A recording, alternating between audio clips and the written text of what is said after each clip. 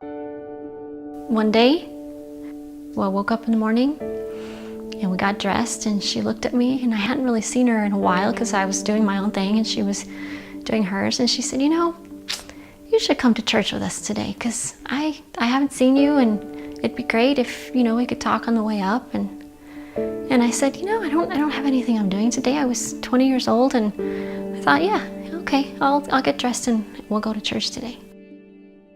We decided we'd go have lunch at Fur's on 2nd Street after. We got in the truck and we were coming home, and we came through Isleta in front of the casino. And just as we were passing a little ways past the casino, the only thing that I can remember from that point in time is a car coming at us. And they hit us head on.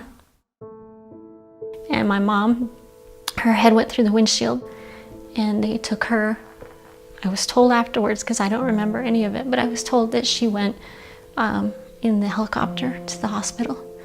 And then I was taken by ambulance, and I just remember her screaming because they took us into the same room at that point, and that's what I remember from the last day. And she died that day. And I became the owner of a restaurant that I didn't want anything to do with.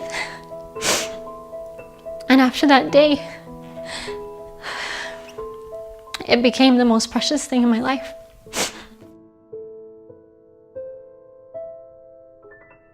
I stayed working at my other job for about a year because I was having a hard time accepting my new lot in life, but I came to terms with everything that happened, and I decided that was going to be what I did. I had already grown up there. I already knew how to run everything from day to day. I'd helped her every moment that I was available, and I knew what I was doing, so I decided to go from there. And it's been an adventure since then, for sure.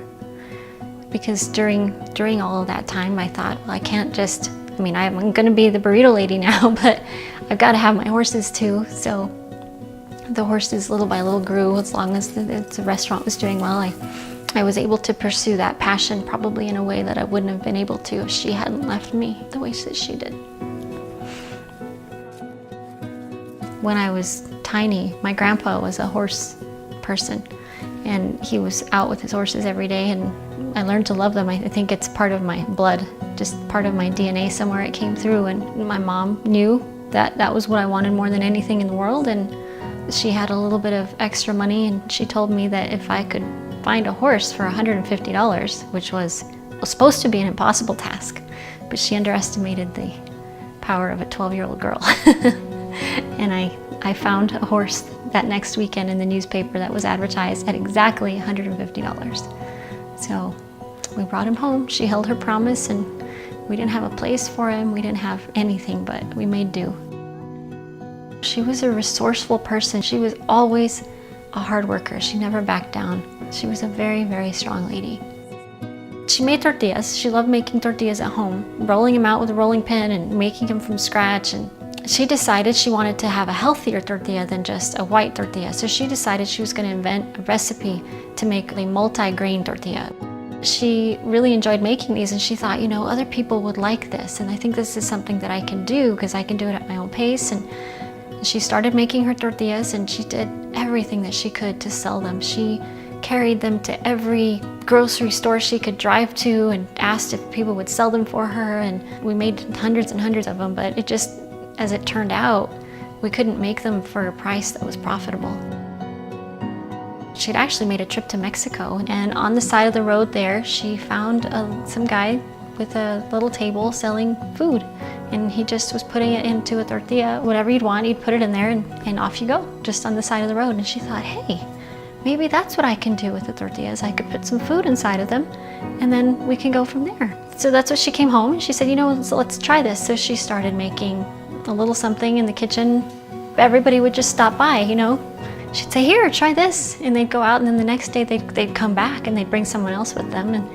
And that's kind of how it started working. And then she realized, wait a minute, I need a way to start making a little bit more food and putting it, in a certain way. And she kind of grew from the very most basic. She was just working so hard. She just put her entire heart and soul into trying to make this work. And from there, things started growing and people really loved the food and started coming back. And it took about 7 years of working like that, just day to day, before she finally saw the light at the end of the tunnel, where she actually started making a profit, and we had a house and a little bit more of a normal life. She just had the most simple menu. Everything that she had is still there, with just a couple of additions. We're mostly the same as we've been for 25 years. And as the years have gone on, I've come across some amazing people that work for me. I have Bernadette and I have Rita, who have both been with me more than 16 years. And without those two ladies, Burritos al Instante wouldn't be what it is today. They have invested their heart and souls in helping me do what I do with these restaurants. We're family. We've been here a long time. To know somebody for 16 years, there has to be something that keeps you here. She's the type of person that appreciates her employees. I've known Mary Ellen since she was little, and it's like family. It's not just coming in, doing a job and leaving, and actually getting to know each other and knowing that we are growing as a team. We are working together, we are now listening to each other, and everybody in our team has a voice. We are a new Mexican restaurant. People come in and say, oh, it's a Mexican restaurant. No, we're not a Mexican restaurant. We are specifically a new Mexican restaurant. I take pride in that. I love our culture and history here in New Mexico, and it's part of my fabric growing up here. And I find that very, very precious. The important thing is for me to have fresh food, to have homemade food, and to have the New Mexico history and culture, and be loyal to that. People come in, they say, you know, this tastes just like my grandmother's, which is the highest compliment that anybody can give me. There's nothing better than that. You have to have that art in you to roll the best burrito ever. For me, I want it to grow, and I want to grow it.